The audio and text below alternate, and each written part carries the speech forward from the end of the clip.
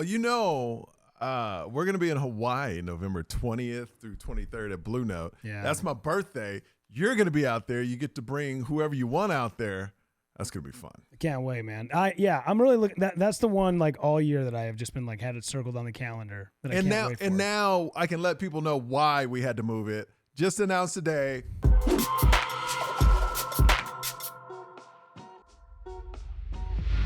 Would it be nice, Rudy? Would it for you? Would it really? No, I mean, would it, Rudy? Are we recording? Yeah, we're recording. Would it? I'm speaking for you. It'd be nice for you to see your family. Oh, well, we're going to be in Hawaii November 20th through 23rd at Blue Note. Yeah. That's my birthday. You're going to be out there. You get to bring whoever you want out there. That's going to be fun. I can't wait, man. I'm really looking. That's the one like all year that I have just been like had it circled on the calendar. That I can't wait for. And now I can let people know why we had to move it. Just announced today, Cirque du Soleil. I'm part of Mad Apple. I'm doing a month run from May 6th to June 3rd. So everybody that bought tickets to my shows in May, I apologize. This is why I had to move everything. It's a once in a lifetime chance to work with Cirque du Soleil. So it's awesome, man. I'm super excited about it.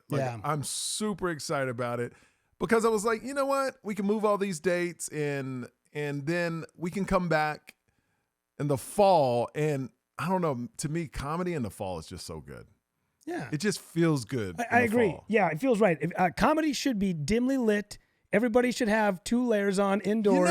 Yes. I agree. Yeah. Yeah, it makes you feel good because you can't go anywhere else. Go to a comedy club, you laugh your butt off, and you go home. Yeah. So I'm part of Mad Apple. That starts Cirque du Soleil. It's at the New York. That's going to be, once again, May 6th through June 3rd. But always, I'm at Jimmy Kimmel's Comedy Club every Tuesday and Wednesday, 6 o'clock. That's already starting to pick up. We'll be there tonight or anytime in the week, Tuesdays and Wednesdays, 6 o'clock. All right. So, man, me and Rudy went to Moon Tower Comedy Fest.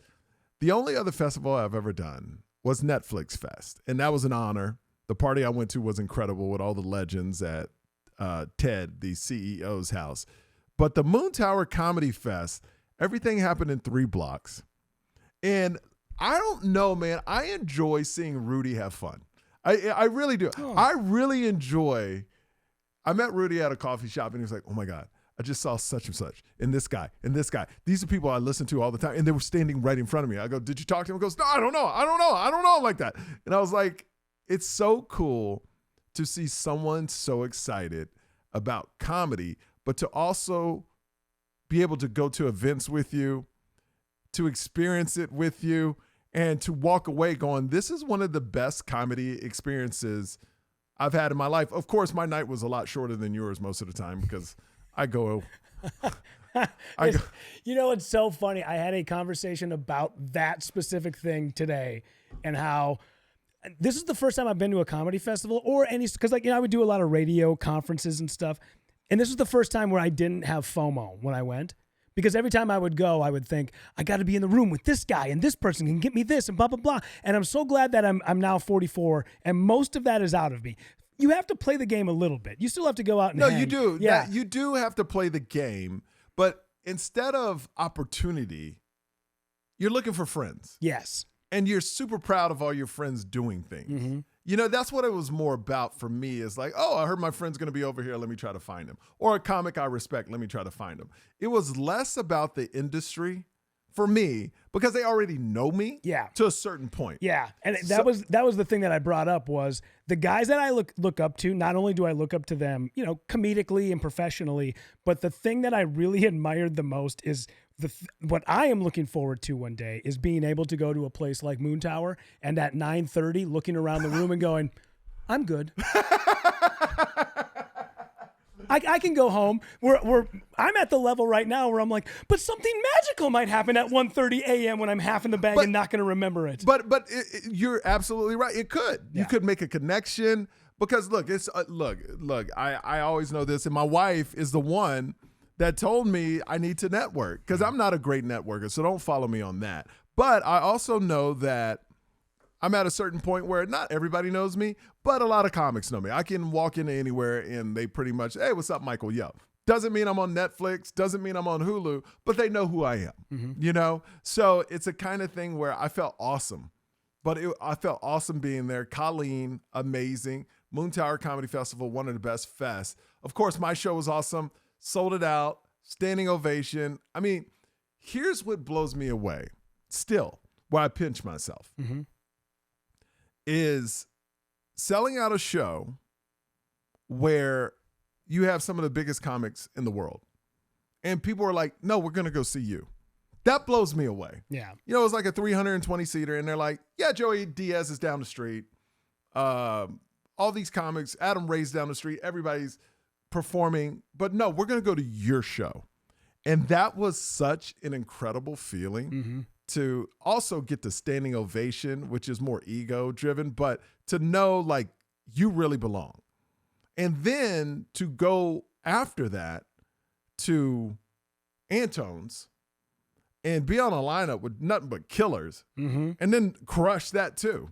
And that makes you really feel like you belong. You're like, yo, I stood out. Yeah. It's there's a lot of guys and gals that are in this business that do well with the crowd, but not with their peers. And sometimes it's also vice versa. Yes. Where like you look at somebody and you go, that person, amazing writer, the crowd does not get them. So explain, because I want for people that don't do comedy, what Rudy in a simple way is saying is some people will crush in front of their own crowds, but once you put them in other crowds, they can't perform that well. Yeah. The material's the same, but it just doesn't hit the same. Yeah. Yeah, there's people who are respected within the comedy community as like amazing writers, but they're never going to be mainstream. No. There's people that are super mainstream, but a lot of comedy, you know, especially they look at them and go, you didn't really earn it. Where you get both. You get the fact that like, your material is great, the comics all love you, and then the crowds also show up for you as well, where a lot of people don't get to sit in both worlds. And Rudy even knows, it's a different crowd in Austin. You know, it's a very different. You ain't kidding. It's a very different crowd in Austin. Now, my show was my crowd. Yeah. You know, it was a bunch of Asians, bunch of whites, bunch of black. It was all mixed. But some rooms I would say was 85% white. And Rudy even know, like, I'm like, do I need to adjust my set? Do I need to do this? Do I need to do that? But then once I just got into, I'm going to do my set, what I do. And I was shocked. And I even told you, I was shocked that an 85, 90% dude room would laugh at my family comedy. And that kind of took me by surprise. Yeah, funny's funny though. Like funny is funny. Yeah, it doesn't. Yeah, it doesn't matter who is watching it. Funny is funny, and I could tell. You asked me, and I'm trying to be as honest with people now as I can when they ask about like, what do you think of that set? Yeah. And when you asked, what do you think of that set? I told you right away, and I think you already knew it. You started out a little slow because you followed. To me, I think. Probably in my top 20 of comics nowadays. Todd Barry. The second. You're right. Todd Dana Barry Gould was at Antone's later. It's all these big comics. I know, right? I get confused. Yeah, but you followed Todd Barry, who I absolutely adore and love. Totally different styles. He was so specific. If you don't know Todd Barry, check him out. He's very deadpan. He's very slow. But we were in the green room and somebody was smoking, and it was right when we got in, and Todd Barry goes, "Hey man, I hate to be that guy, but can you put the cigarette out?" Yeah. To Red Band. Yeah. His own show. Red Band show. It was great. And he goes, I hope I'm not that guy. I was like, that is the most on-brand thing I've ever seen somebody do. That's so great. But you followed him, and you did the smart move of not going up and bringing a little too much heat right away. Yeah. And like, because Todd is getting laughs, and he's doing very well, but he's got the energy way down in the room. Todd did, it was continuous laughs the whole time. And as a comic, when you go on after somebody like that, you're like, all right, am I going to try to appease the room? I'm looking out 90% white dudes, a certain type of white dudes. I'm like, all right, my comedy maybe I should start with some more just basic, like hack stuff. Yeah. Just to get them on my side. What Michael is saying is a lot of dudes who look like this. Yes. This is what was where out they there. could have been at January 6th. You never know. I would say half of them were.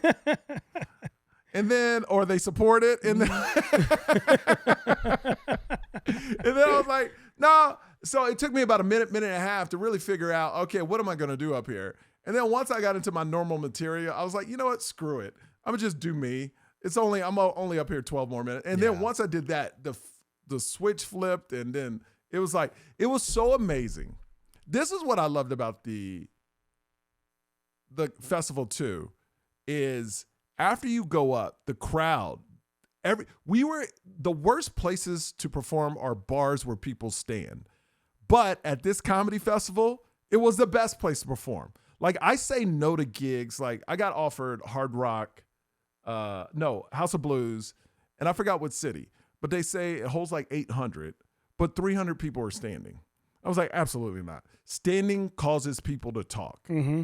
Antone's, the crowd was so comedy driven. The crowd, everybody shut up when a comic was on. And that was an amazing thing to see at a bar where everybody's standing. Yeah, a lot of industry people, but still, it is nice to. It could have definitely turned into a rowdy bar gig very fast. Yeah, even the comics that didn't do as well, people were attentive. Yeah. Where if you were at the Miami Improv, the old one, they would have talked right over you. Oh. They would have had full-blown conversations like, hey, so what are you doing tonight? Hey, go. Full-blown conversation. So, Rudy, first time Moon Tower, best experience for you. Okay, so you getting a standing O, watching that happen, that was awesome. Watching the show, it was great. Yep. Meeting Nick Murphy, what a sweetheart. Yes. What a great dude. Yes. I really like that guy. I'm glad you introduced us. Nick Murphy, by the way, I don't want to even say. Nick Murphy, phenomenal comic. Check him out. Yeah, so there was two moments. Not only that, but Saturday night I went and I know you know the history, maybe the viewers don't, but I have a long-standing history with comedian Adam Ray. Yes, love Adam. I've known Adam for a long time. Adam was the one who got my start into this business. I owe everything to that guy. And I remember helping Adam and doing clips and producing his podcast when Adam was coming to Minneapolis and doing Acme Comedy Company and maybe selling out 1 out of 6 shows. Yep. And possibly even having to cancel 1 show because there wasn't enough ticket sales. Now, Adam sells out Acme 3 months before he shows up. Yep. He's got Dr. Phil live, and when he's been doing this thing, so I don't know, maybe a couple of years ago, he did this thing, long story short, I helped him cut a clip, and we put some content out. He dressed up as a character, and somebody said, you look like Dr. Phil. He went to the Laugh Factory that night, did a set as Dr. Phil. People thought it was funny. He did it again like 3 months later. Got to get a little traction. Then he goes to Kill Tony. He does it there. Blows now up. It's blowing up. Now the pandemic hits, and he's doing this sort of this video vlog thing with Jeremiah Watkins, Yep. where he's playing Dr. Phil and Jeremiah is playing all these troubled teens that Dr. Phil Yes. is trying to help. Now it starts blowing up on the internet. It goes to Kill Tony. It goes through the roof. Now he's doing theaters, 4,000 people. And he's been on the road with it now for probably about 6 to 8 months. And I haven't had a He's chance going to retire see it it soon, too, I think. Yeah, at some point you have to. Yeah, He told me June. Yeah, it'll run its course, and then Yeah. you just have to be done. You can't, And you can always bring it back. Absolutely. And he's such he wants to, and if you think about it, he's a comic, and he's making it big off of this character. Yeah. That is another living human being down the street from him. So eventually you do have to end up putting it away. But I hadn't seen the show yet. And when we were standing in the wings of the theater at the University of Texas, and there's Paramount. it wasn't the Paramount Theater. Oh, it wasn't. It wasn't. It was called Bass Concert Hall. It was at the University of Texas. Yeah. That's a great place. Yeah. So when we were backstage and the lights go down and the intro's going and they got the video, Dr. Phil, and the place is going nuts. That's awesome. And Adam's in the wings and he's bouncing up and down and he's getting ready to go. And when that light hits the stage and Adam runs out and that crowd blew up, I don't know what it was. I wept. Oh, that's amazing. I was like, I'm watching my friends do this amazing thing. Yeah. And I looked over at Adam's wife and I go, do you cry when this happens? She goes, every night. I was That's like, yeah, amazing. it's such a great feeling. So Thomas Lennon was there from Reno 911. Oh, he's the best. Yeah, he came out as Lieutenant Dangle. I never met him. Him and I hung out for a while. He made a video for my girlfriend. It was amazing. I'm telling you, it was so good. But there was another moment that happened, and I think this was the funniest moment, and I haven't told you this story No, yet. I want to hear it. I want to hear it. I don't think I've told you this story No. yet anyways. This, to me, I thought was the funniest moment of the entire Moonfest Comedy Festival outside of jokes. This was the best moment. Orny Adams. I you know love Orny. Orny, kind of harsh, kind of a dick. Oh yeah, that's what he's known for, though. That's what he's known for. Absolutely. So, but he's a very sweet guy when you do get to know him. We were talking to him at like the brunch at the Sklar Brothers held, and he said, "Hey, do you want to stop by Saturday night or Friday night and do my podcast?" Absolutely, man. I'm there. So we get there. It's very underwhelming when it comes to the crowd size. I'll say that. Yeah. But you know, a lot. And the problem is they put his podcast when everybody's big show was on too. It's terrible timing. 7 o'clock or 8 o'clock on a Friday or something. 8 o'clock on a Friday. All the big shows are happening. So it's at this like little bar that's kind of next to downtown, and 29 people, and I'm being very liberal with 29 people are at the show. And of that, 27 of them thought it was going to be Orny doing stand-up. Not a podcast. So, Orny, we start the podcast. It's me, Orny, and Ian Bagg. Love Ian Bagg. Ian Bagg, great dude. Yeah. We were, we're back and forth, and Orny starts chatting with the crowd, and I'm paraphrasing. I don't remember the exact bullet points or the broad, but this is the broad strokes of it. So Orny starts talking to this guy, and he goes, "What are you doing in town?" And he says, I'm here for the Willie Nelson concert. And he was like, "Willie Nelson. Oh my God." They start chatting about Willie Nelson. Okay, well, what are you looking forward to the most at the Willie Nelson concert? And the guy says, without missing a beat, says, "Well, I hope it's not a live podcast." Oh my, hilarious. Blew the place up. All 29, that was the funniest thing. And Ian Bagg's like, "We're done. Just call it. We're done. We're done. That was hands down the funniest thing. That is hilarious. Oh my God, dude. So good. Orny, I love Orny. Orny is such a spaz a lot. Like he loves to complain. Yeah. Orny just loves to complain. But me and Orny have always had a great relationship. Yeah. He had texted me yesterday and asked if I could help him with a quick thing. And I said, "Yeah, no problem. Give me a second." And then after, 43 seconds of me looking up this thing, he goes, "What are you on dial-up?" I said, "Hey, dude, I'm working for free. Yeah. Give me a second." That's Orny, though. Yeah. That's Orny. Yeah. 100% Orny. Relax a little bit. I think Orny would probably be a terrible person to work with. Oh, there's no way. There's no way. He even made a comment. He goes, "Boy, I wish you lived in L.A." I was like, no, I don't. I'm glad to work for you. No, not happening. I like you from afar. We can hang. But I'm not working for you. No, not at all, man. Not at all. Also, I want to give a big shout out to Jimmy O. Yang. Jimmy O. Yang had me, because I had to leave the festival early. So I left, I can't remember now, but I was performing with Jimmy Saturday and Sunday in Vancouver at the Orpheum Theater. Beautiful place, 3,000 people. He sold out 4 shows. So he did about 12,000 people. But the love this dude shows me and the shows he puts me on, because he knows I have a show. We have a show there next month. And literally how his crowd just showed me so much love. Like, we're almost sold out. My theater show is almost sold out because I was on his show. That's but awesome. That's the thing about comics and people that do comedy, like Thomas Lennon. For some reason, there's no barrier when you talk to comics. There's no, I don't know. It's very weird where like I think you said it once. You can't just walk into an A-lister's dressing room like an actress or actor. No, they'll be like, "Who are you?" With comics, you respect them, but they'll be more open to talk to you if they have the time because they know the struggle. They know the grind. And every comic, here's what's great. Every comic to a certain degree had the same grind. There are some exceptions, but it does catch up to you if you're not seasoned in the long. You can blow up with a minute, a 15-minute, but when you're on the road, you need an hour. Yeah. You know what I mean? So it does catch up to you. But that's what I love is Jimmy showed me so much love. And just Vancouver. Have you ever been to Vancouver? I have. Absolutely phenomenal. Isn't it great? It's beautiful.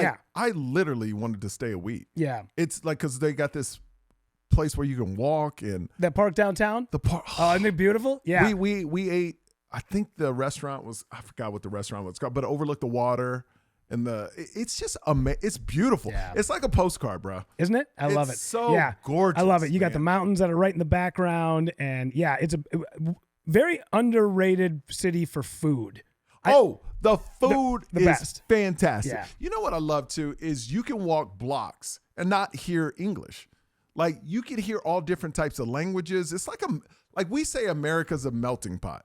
And it's a melting pot as long as you speak English. You know, Vancouver was a melting pot and everybody could speak their own language and it was great. Yeah. You know, Amazing. like it really caters to that. Yeah. You know, and oh man, I loved it. I actually, when we go down there June 1st, I was like, maybe I'll stay a couple of days with the family. I'm almost thinking, because it's such a beautiful spot. In June, they said, is the best time of the year. Yeah. I'll be in Tacoma for 2 nights before we do that June 1st gig. And I'm like thinking about, you know, I might as well just make it a couple extra days past. You should. That. Yeah. You should. Sure. So me, Jimmy, and I met a comedian named Andrea Jin. She was great too. She's from Vancouver. So she took us around. We did all the walking, the shopping, and oh my God, I'm in love with Vancouver. Yeah. It's so great. It's wonderful, man. The people are great. Yeah, it's you get a lot of culture. I think we went to a Chinese restaurant because it's funny that somebody made a comment. They were like, "Yeah, China's not that far from here," and I'm like, "Oh yeah, if you think about it, it's really not that far." Well, I was talking to. Yeah, it's really not like all that stuff. Like I was talking. This is totally different conversation. But when we do Hawaii, we're talking about Hawaii, and she was like, "You should just pop over to Korea after that." I was like, "Oh yeah," because you're like you're like halfway there. Anyways, another 6 hours, you're there. You totally, know, so, yeah, right on. But that was a great festival. Big shout outs to Jimmy O Yang, and man, I don't know. Maybe this podcast we just talked about our awesome weekend. I think so too. And then of course 15 minutes this week. That was our 15 minutes. Absolutely. Festivals. Vancouver will be there June 1st. Me and Rudy. It's gonna be. Oh, also I'm learning Korean. I know, you've been talking about it. Yeah. No, but I got a tutor. Oh, really? I got a tutor, man. Wow, you're going full I had a in. big revelation with Jimmy. Really? He talked some, man, it was, it's crazy. So today's word is, what word do I want to say? Kamsamida. Okay. Say it. Kamsamida. That means, thank you. You're welcome. Oh. Wait, no, thank you. Kamsamida. Thank you. Oh. Got it. Is it either or like mahalo? No. It's kamsamida. Okay, It's so thank you. kamsamida is thank you. And annyeonghaseyo is hello. Oh man, see, I'm already. annyeonghaseyo, kamsamida. Yeah. So I want to actually, I'll tell you, I actually want to start working Korean words into my set. You know, because Jimmy showed me a way to do it. He's so good. Like his new hour is phenomenal. Like phenomenal. Like blew me away. I was like, this, yeah. And we talked about it after. He's like, why aren't you doing this? Like, I'll tell you off air what kind of things he's doing, but it would fit. He goes, he was like, you need to do this, but in Korean. And I was like, yeah. That's what I love about comedy. You watch somebody and then he's like encouraging, like, yo, what are you doing? Yeah. Well, no, it makes sense that you would learn the language of like half of your, you know what I mean? Yeah, half your people. Yeah. I know. I should start learning Canadian. Like that's half of my people. Sorry. I bumped into somebody. They told me sorry. Serious. I bumped into them and they were like, sorry. Yeah. I was like, oh. Sorry. Okay. Sorry for giving her, eh? Sorry about that. I love it. All right. Anyway. All right. Schedule. So all of May, I am off. I'm not touring. Are you anywhere in May? I'm actually quite a few places in May. Oh, nice. You got booked up. Yeah, okay, yeah. Good. So I'm going to be at Rooster Teeth Feathers May 8th through the 11th in Sunnyvale, California. With Jonathan Kite. Oh, I love Jonathan. And then I think Jonathan, you better be paying him some money, Jonathan Kite. The camera's not even jumping on me when I say that. Jonathan, put the camera, pay him some money, Jonathan Kite. Okay. Thank you for that. I'll be there. And then I'm somewhere else the following weekend, like May 17th, because I think I'm in Minneapolis that weekend because with Tricks. I'm with Tricks this coming weekend. Oh, so you're going back? Okay, with somebody else? Yeah, I can't remember exactly what. I know it's booked, but I think I got to be back in the Midwest because my daughter's prom is May 17th. Oh, so I got to be back there for that. That's great. Yeah, that's great. And then all of May I'm off, but June 1st we are in Vancouver. Looks like we're going to sell out the show. If you're a fan, get your tickets soon. Maybe we'll add another one. We shall see. And then I'll be rolling out. Me and Rudy will be rolling out in the fall with a huge new schedule because we had to move a bunch of shows to September, October, November, December. So we'll be out there as well. So thank you so much for watching. We will see you next time. Later.